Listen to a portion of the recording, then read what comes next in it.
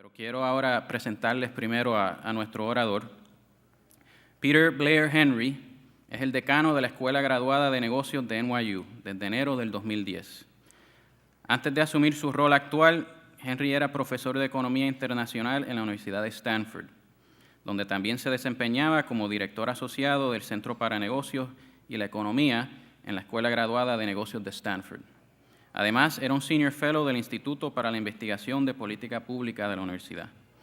El decano Henry es miembro de la Junta de Directores del National Bureau of Economic Research y un Non-Resident Senior Fellow del Brookings Institution. Además, es miembro del Council on Foreign Relations del 2000 al 2001 y fue National Fellow en el Hoover Institution. Autor de múltiples artículos y capítulos de libros, el decano Henry es mejor conocido por una serie de artículos en 3 importantes publicaciones de la Asociación Americana de Economía, que han cambiado las ideas y las creencias establecidas en los temas de la reducción de la deuda externa, el flujo de capital internacional y el rol de las instituciones en el crecimiento económico. Actualmente está escribiendo un libro sobre estos temas para Oxford University Press. El decano Henry tiene un grado doctoral en Economía de MIT, Massachusetts Institute of Technology. Mientras estaba en la escuela graduada, fue consultor de la Junta de Gobierno del Banco de Jamaica y del Banco Central del Caribe Oriental. Su investigación allí contribuyó a establecer la primera bolsa de valores de divisas en el Caribe Oriental. Antes de asistir a MIT, el decano Henry fue un Rhodes Scholar en la Universidad de Oxford, donde obtuvo un bachillerato en matemáticas. Y también posee un bachillerato en Economía de la Universidad de North Carolina, Chapel Hill, donde fue un Moorhead Scholar, un National Merit Scholar, miembro de Phi Beta Kappa y un Marshall Scholar elect. Peter, I just said a lot of nice things about you, so please come up and share with us this morning.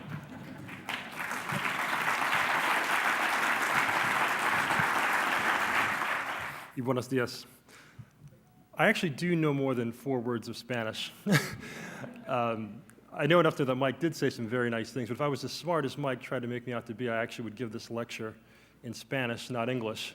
My wife actually, and my 2 older sons, I have 4 sons, my wife and my 2 older sons are actually fluent in Spanish. And my wife also spent a good deal of her youth in Puerto Rico. When she was in medical school at Yale, she actually spent a summer at the University of Puerto Rico doing child and adolescent research. So Lisa, my wife, and my kids yesterday asked me whether I was going to deliver my remarks in Spanish, and I had to admit that my Spanish is no longer good enough to do that. But in any case, it's a pleasure to be here. Thank you, Mike, for that very kind introduction. And I'm looking forward to sharing my thoughts with you this morning. So my remarks are titled Micro Institutions and Macroeconomic Performance from Puerto Rico. And what I want to do this morning is offer you what I think is sort of what I would call my comparative advantage. I think it's always dangerous. You know, economists like to think that they can take their analysis and apply it to anything. And economics generally does generalize pretty well. But as somebody who's originally from a small island, and as somebody who's actually spent time trying to advise people who try to run small open economies, whether it be Jamaica or the work that I've done in Ghana, I've been very humbled by how complicated small places can be. And so I thought that might resonate a bit with you. So I think it's always dangerous to come in as an outsider and say, this is the problem, this is how you fix it. I think there's humility in order. So what I would like to do this morning is offer you what I think is my comparative advantage, which is to offer some general remarks about some things that might be useful to think about in a Puerto Rican context, as opposed to coming and saying, here are the following 12 issues with the Puerto Rican economy, here are the 4 things you should do to fix it, and then leave. I don't think that's credible, and I don't think that's particularly useful. So what I want to start off by talking about is really the following picture. So let me go ahead to this picture. This picture is a graph of GDP per capita, the log of GDP per capita, and two Caribbean islands, Jamaica and Barbados. Now, the relevance of Jamaica and Barbados is not so much that they're in the Caribbean for this particular context. The relevant thing about Jamaica and Barbados is that Jamaica and Barbados were the subjects of a study that I published in the American Economic Review a couple of years ago, making the following point. I was making the point that policy matters a great deal for economic outcomes. And in that article, I was trying to argue that policy mattered more so than what I would call the big sort of macro institutions, like the legal system of a country's colonial origin, rule of law, and that sort of what I would call sort of big macro institutions. And so I'm going to say a word about Jamaica and Barbados. I want to tie that into what I think is relevant for the Puerto Rican context. Because in the Puerto Rican context, I think what matters most to think about currently is not the macro institutions, but what I call the micro institutions, hence the title of my talk. Okay? So let me tell you just a bit about Jamaica and Barbados. So the point of this picture is that in the post-independence period, so Jamaica and Barbados both achieved independence in the early 1960s, Jamaica in 1962, Barbados in 1966.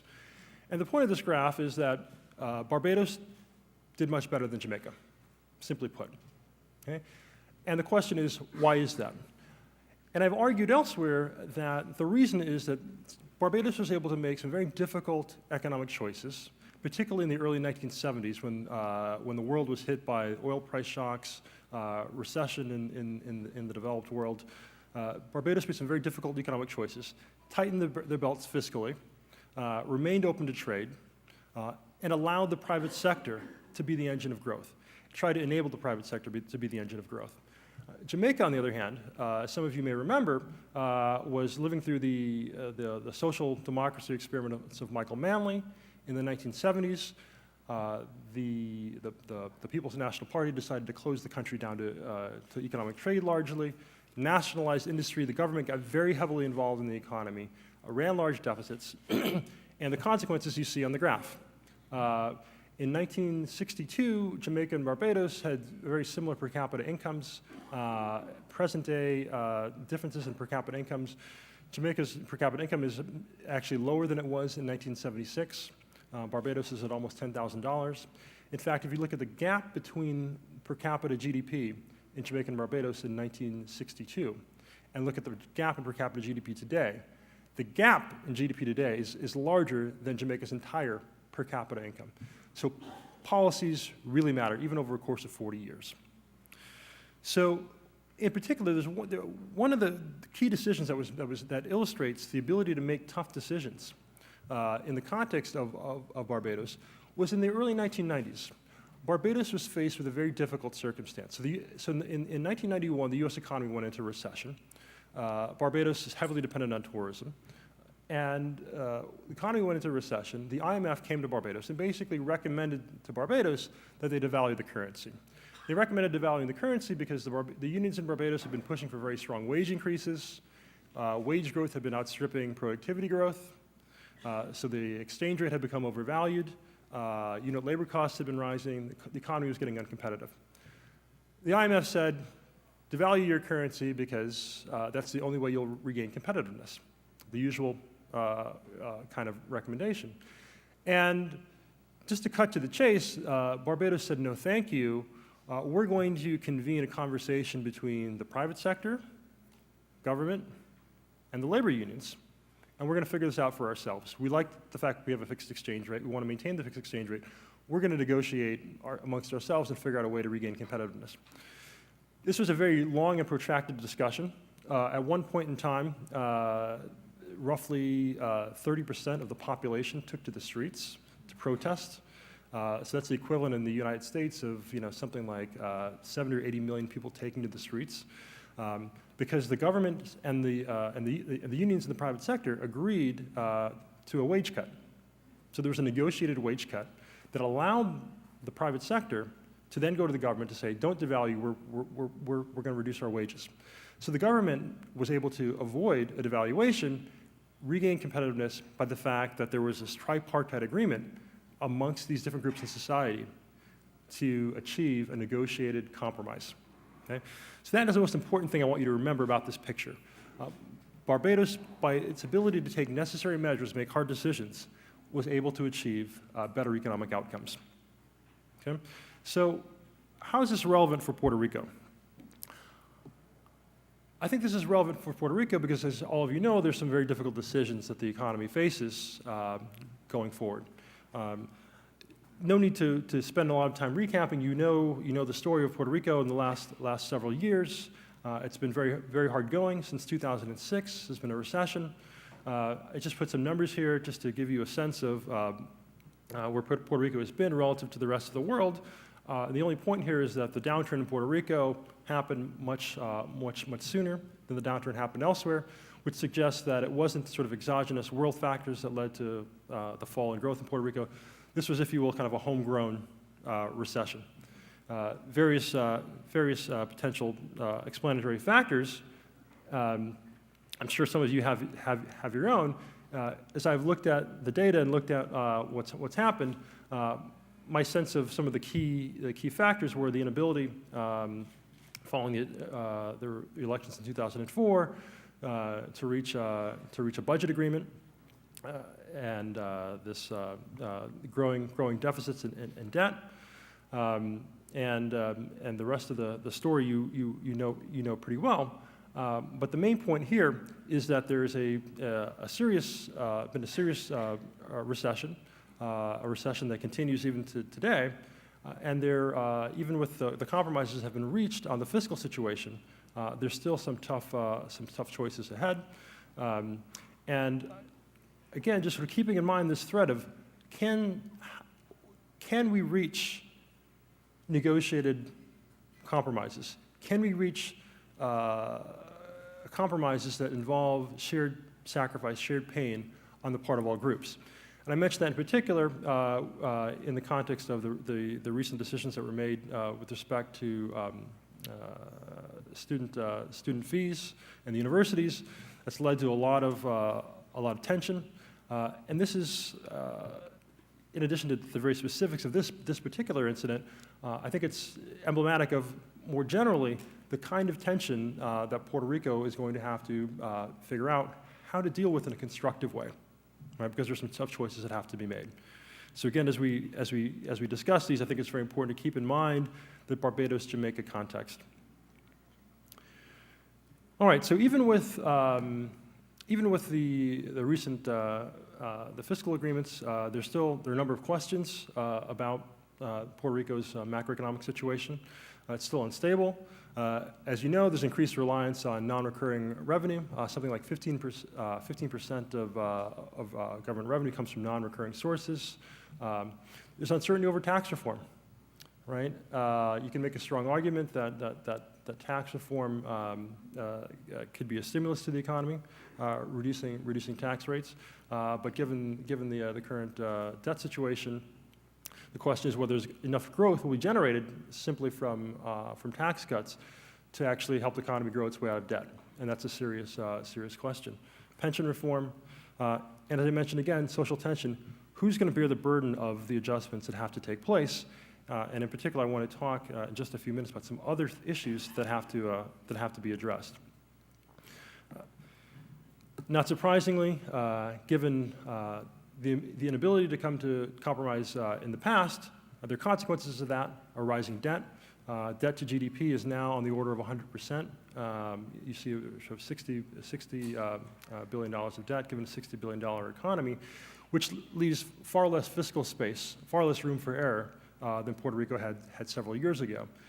So even though agreements have been reached, there are consequences to all actions, and the consequence of the recent inability to reach the social compromise in the short run has been this lack of breathing space. Okay, so the main point of what I want to discuss today is that the macroeconomic situation in Puerto Rico, even given the importance of those issues, I think there's some very key issues that go beyond sort of what I call the macro institutions, macro policy issues, to the microeconomic institutions at the level of doing business that are going to play a critical role for Puerto Rico going forward. And so by microeconomic institutions, you can call them microeconomic institutions, you call them microeconomic policy. What I really mean is the business environment. Things like labor regulations, the permitting process, the ease of doing business in the economy. And I'm going to argue that, in spite of these cyclical factors that led to the recession, and that still have to be addressed, the most critical issues for Puerto Rico going forward, as I can see it, given the constraints on fiscal policy, given that there's no independent monetary policy, really are issues related to the microeconomic institutions. Will Puerto Rico, will the society, will the government lead? Will the society be able to come to compromise and be able to put in place what I would call sort of the enabling factors to allow business, to allow the private sector to actually be the engine of growth that it needs to be to actually grow the economy out of debt and create the kind of economic environment that will actually help to solve some of these problems. All right, so let's move away from the cyclical and the recession over the last few years to talk about what I would call more structural issues, okay? So this is just a graph of labor productivity, output per worker in Puerto Rico, the percentage change on an annual basis. And you can see that since 2001, in which there was very strong productivity growth has been very, very weak, in some years even negative. And importantly, notice that the negative productivity growth in the Puerto Rican economy predates the recession, right? So you might argue that these numbers, if you're measuring output per worker, part of that's going to be affected just by cyclical factors. But even prior to the cyclical downturn, you have a real slowdown in productivity and negative productivity growth. So as we all know, productivity is the key to prosperity. And what I want to argue is that there are a number of factors that have been examined in great detail, in particular by a book that was published by the CNE and by Mike and the group in 2006, jointly with the Brookings Institution. And there are a number of studies in that book that talk about some of the underlying issues. And so today I just want to highlight one particular take on why it is that productivity growth in Puerto Rico has been less than stellar in the last several years. So the World Bank publishes a set of statistics called the Doing Business Indicators. And the Doing Business Indicators maybe are well known to some of you in the room, but I'll just briefly recap. But the Doing Business Indicators basically tell you for 183 countries in the world, how easy is it to do business on a number of various dimensions in a particular country? How easy is it to start a business? How easy is it to get a license for certain kinds of permits? How easy is it to comply with the tax regime?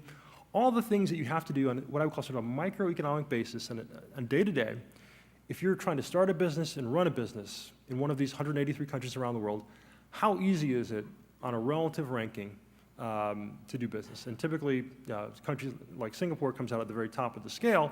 And so in a sense, you can think about how easy is it to do business in Puerto Rico relative to Singapore being at the top, and then a number of other countries, obviously, in between. So in 2011, Puerto Rico ranks 47 out of 183. So that's sort of the 74th percentile. But what I want to argue is that it's not just, you don't want to just look at these rankings as sort of a league table and just sort of say, oh, we're in 75th percentile, that's pretty good. I think it's very important to sort of dig beneath the surface and actually look at what are the key areas in which Puerto Rico doesn't do well, and how critical are those areas as a potential bottleneck to productivity growth and growth in the economy more generally. And so what I'll do is I'm actually going to talk about a couple of those areas. But the general point is that Puerto Rico has been slipping a bit since 2007. So everything else being equal, you'd like to be going in the other direction, not going down. So here I just give you a little bit of a sense of the kinds of things that are in the data. Again, these data are free, they're online. www.doingbusiness.org, I believe, is the website. And everything from starting a business, dealing with construction permits, registering property, getting credit, and so on. And what you see basically is the change in the rank on almost all of these measures for Puerto Rico, or most of these measures for Puerto Rico, have been negative since in just the past year. All right, so what are the ones that matter most? I think both anecdotally, if you look at, again, the CNE study that was published in 2006, and other sources, just from the conversations I had with members of the business community this morning, a couple of things really rise to the top of the list when you talk about the business climate, the microeconomic institutions in Puerto Rico. The first most cited impediment doing business in Puerto Rico is an inefficient government bureaucracy. The second most cited impediment is the restrictive labor market regulations. So let's look in some detail at some numbers here. So these numbers may be well known to you, but this is a graph of employment as a percentage of the working age population. Okay, and this is the purple line is Puerto Rico, and I plot Puerto Rico relative to Latin America and the Caribbean, and also relative to the United States and the world, just so you can get a sense of benchmarking. Okay, because you might say, well, in some ways the U.S. is the natural benchmark, but Puerto Rico enjoys sort of special status to the United States, and one can argue that maybe Latin America and the Caribbean is a better benchmark, so I put them both there so you can see. And the point here is that workforce participation, employment as a percentage of the working age population is extraordinarily low in Puerto Rico, whoever you want to benchmark relative to. Okay, and the labor market environment is a key factor. Labor market regulation, the microeconomics of the labor market is a key factor here. So what do I mean? Well, there are a number of things one might think about. One issue you have to think about is just sort of incentives from the demand side, from the point of view of firms that want to hire. What is the incentive for firms to hire workers? Well, if you think about kind of the cost of doing business, by statute, Puerto Rico has the same level of minimum wage as the mainland United States. But what's striking is you look at GNP per capita, it's about a third of GNP per capita of the mainland. And so what you have is a minimum wage that's effectively set at a level that's, you can make a very strong argument, is inappropriately high, given Puerto Rico's current level of GDP. And that has real consequences for the desirability of hiring at that level of wage, given productivity, which is largely proxied for by the level of GDP per capita. So one reason potentially for why there's such low labor force participation is on the demand side. There's just an artificially low demand for labor because of an artificially high minimum wage.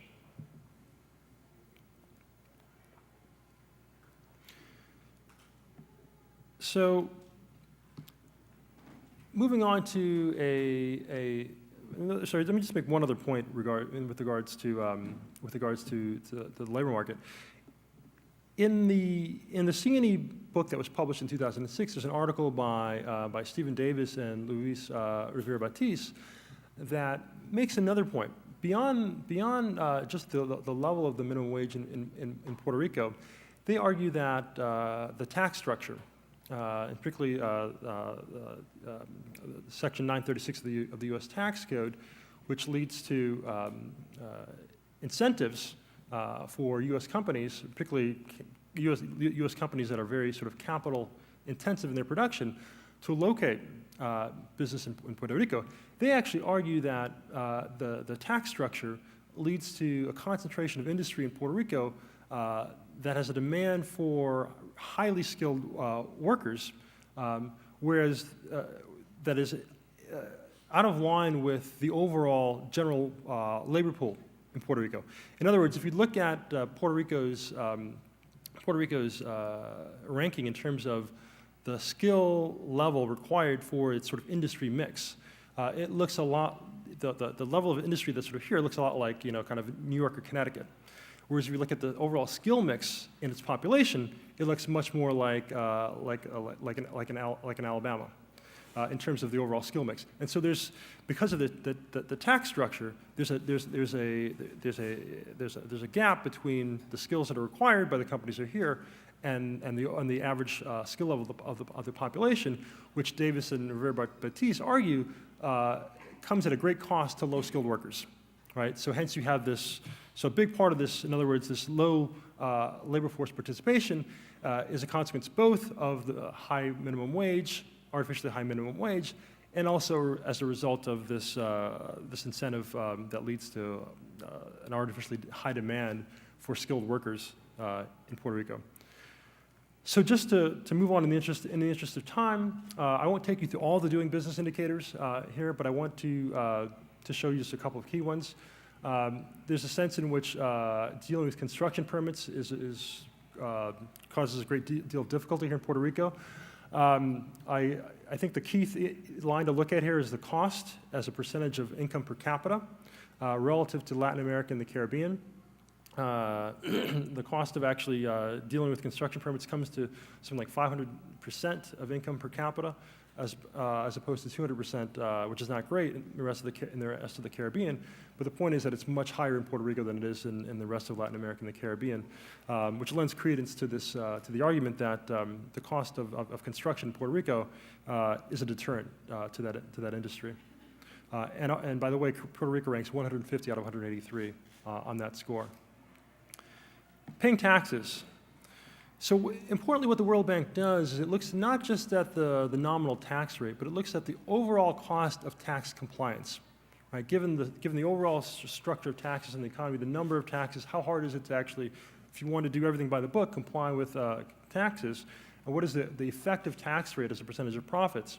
And again, on this score, Puerto Rico does not do very well. I know there have been some recent moves to reduce the tax rate, but as of these rankings, Puerto Rico is at 67.7% as taxes as a fraction of total profit, relative to 48% in Latin America and the Caribbean. Again, numbers are high for both regions, but when you think about an effective tax rate that's at 2/3, you see that's a rather large disincentive to invest.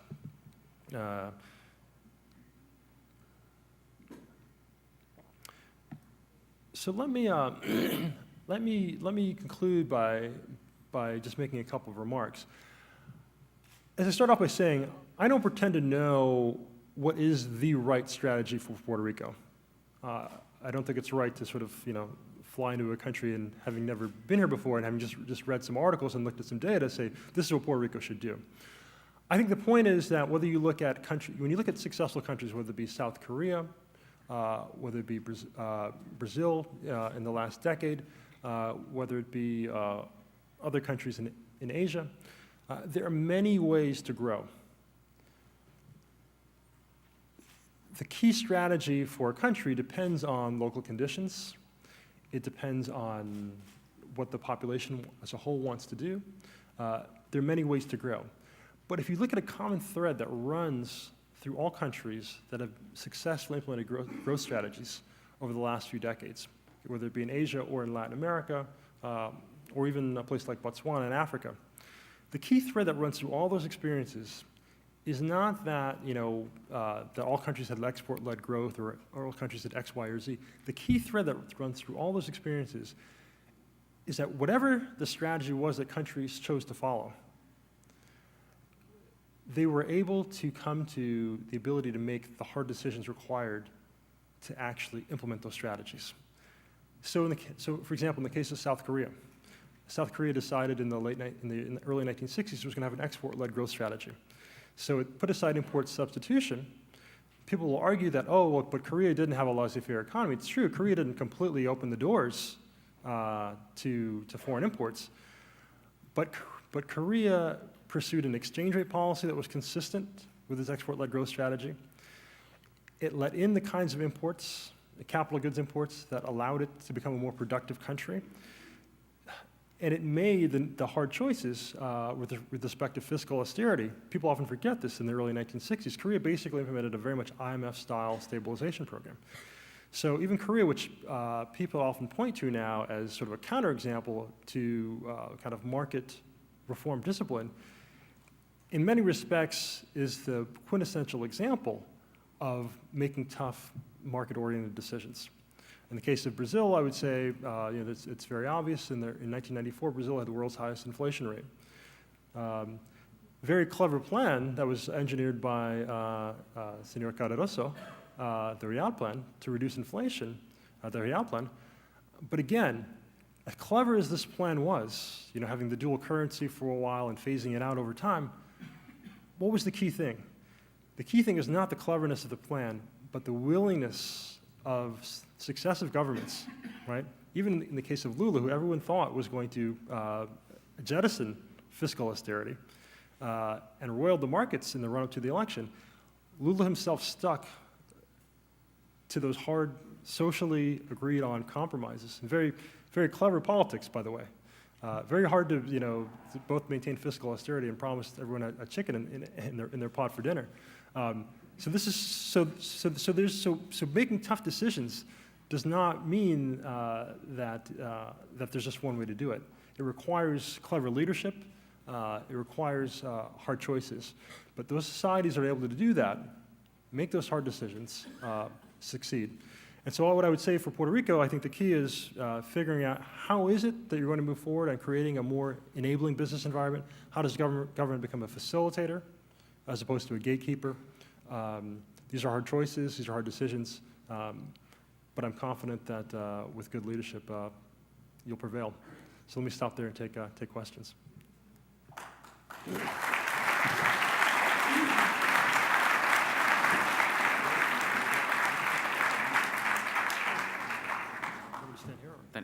Tenemos un par de minutos para algunas preguntas que tengan. En lo que se calientan, I wanted to tell you, you mentioned that you're not from here and you just arrived, you've never been here, so you want to be careful, and we really appreciate that. But it does remind me of something I read about Milton Friedman in Chile, actually, when he went down and they said, well, you're not from here, you've never been here. And he said, look, when your child is sick, do you want a doctor that knows your child or knows the sickness? And I think it's very relevant that you've worked with open economies and small and island economies before. So I think a lot of your experience is relevant that way. So I thank you for your sensitivity, but I do think that you have a lot to contribute. ¿Alguna pregunta o comentario? Acá. You know that nobody likes to pay taxes. Myself included, but I do. In a country like us that basically import 90% of what we consume, giving money to the people instead of taking out of their pocket in terms of taxes, some people will say, well, that is good because it will give money to the people. However, other people will say, well, in a country that imports 90% of what consumes, that money really goes to industries that are falling, that it doesn't make a difference in terms of the productivity of Puerto Rico. So in terms of a tax policy, what is your opinion about it? Yeah, that's a great question. The thing that I would emphasize, and this is the reason why I wanted to talk about productivity, is that I think the key for Puerto Rico going forward is going to, I don't think it's enough. I mean, I know there's a lot of hope that the recent tax cuts will spur growth that will help Puerto Rico grow its way out of its current debt situation. And what I'm really saying is that more needs to be done. Puerto Rico's growth problem is not something that can simply be solved with short-term fiscal stimulus. There's some deep issues, structural issues, related to the business environment that have to be addressed in order to generate more productivity. Because as productivity grows, incomes grow, and that raises the tax base. So I would say the general principle of having a broad tax base at rates that aren't too high, those rules still apply. But the key issue for Puerto Rico is not a short-run stimulus issue. It's how do you generate the productivity that's going to generate the income for both for those imports and for tax revenue.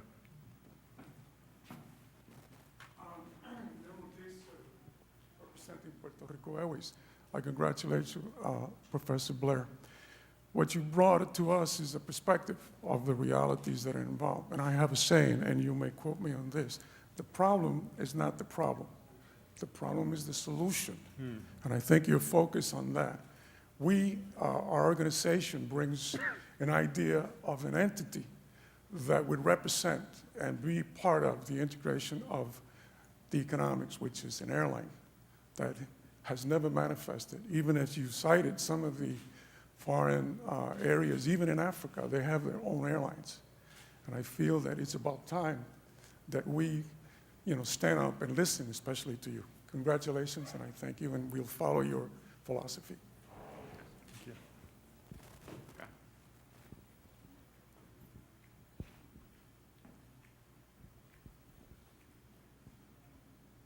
In your comparative analysis between Barbados and Jamaica, from the political perspective, was any significant difference between both as it relates to Puerto Rico? Because the political environment here is part of the problem. That's it. Well, I think there. I just wanted to say political, polite. Without knowing the details, a great deal about the political environment here, let me just say that it would seem to me that the parallels between Jamaica and Puerto Rico are fairly similar, in the sense that both are representative democracies, as is Barbados. So democracy is not the issue. As we know, democracy has many things to recommend itself, but not necessarily leading to good economic policy. Right? That's one of the challenges of democracy. And Jamaica had a government that had a philosophy, which is that more government involvement was better, that the state would find the solutions. And over the course of 20-some years, the government discovered that really was not the case. And the difficult thing is, and here's where there's a difference where I think important lessons can be learned. And where Puerto Rico has an inherent advantage because of institutions like CNE. When Jamaica kind of took a left turn, so to speak, in the 70s, Jamaica didn't have an independent body to provide facts for decision making. And so there was no countervailing force to, let's call it, sort of the populist opinion that prevailed at the time. I think Puerto Rican situation is very different. There's some similarities which I just mentioned, right? Government that wants to be heavily involved in the economy, some instincts that are sort of to be a gatekeeper rather than a facilitator. But the difference is that Puerto Rico has a body here, the CNE, and a dialogue that is literally decades ahead of the dialogue there in terms of it being fact-based, in terms of there being a model for civil discussion. And so what I would urge is that you look at, it's very fascinating. If you go back and read the article that I mentioned that I wrote in the American Economic Review in May 2009, and there's some references there that are given to some of the specifics that happened in Barbados.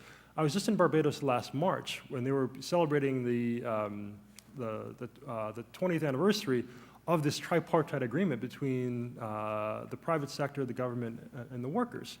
And they were hosting an international labor organization conference there as an example to celebrate what can happen when civil society actually is able to negotiate compromises. So I think that Puerto Rico has an opportunity to be Barbados, not Jamaica, in terms of this moment in time, the ability to use the resources, the information that Mike and CNE have provided as a basis for an open conversation. I think that should be the model. So I think there's an opportunity to be Barbados, not Jamaica. We'll take one last question. Alex. Yes, good morning, Mr. Blair. I think one of the biggest challenges we're also facing, not only all the information you're giving us before, but also how are we going to get economic growth on an island where we have a declining population and an aging population, plus the challenges of reducing productivity also? Again, a great question. I think the thing to recognize, I mean, with respect to migration, is that, you know, migration in some sense is an economic variable like any other variable. People respond to incentives. And I haven't studied this carefully, but I would suggest that it's worth exploring whether the recent population trends are not related to the economic environment. You know, again, I think about the parallels to Jamaica, my own experience. I always say that I'm sort of Jamaican by birth, American by necessity. I became a U.S. citizen in the late 1970s when my family actually migrated. Why did my family migrate? Like so many families that migrate, my parents are both educated people, both have PhDs, and it's precisely the people that you don't want to leave the country who have the most opportunities to actually leave the country. So when governments put in place policies that make it hard to start a business, in my case, my parents were scientists. It was hard to do research and development because it was hard to import the basic materials that you needed, or the tax rates were too high. You know, the story varies by country, but the outcome is basically the same. You make it hard for your educated workforce, whether they be, you know, lawyers, doctors, or business people, to perform basic functions. They vote with their feet. So without having studied the Puerto Rican situation carefully on that score, I would suggest that a lot of the recent trend can probably be reversed by changing the environment, making it a more conducive place to do business. Thank you very much. Before I say goodbye to Peter, he's actually flying to Kingston today. I did want to call your attention to something in particular. Quería aprovechar la oportunidad antes de que Peter se fuera para dejarles saber algo de lo cual estoy muy orgulloso hoy. Empezó el año pasado y esperamos que continúe creciendo. Este año lo ha hecho. Pero obviamente en la medida que ustedes miran alrededor, ven muchos empresarios, líderes de organizaciones sin fines de lucro, etcétera.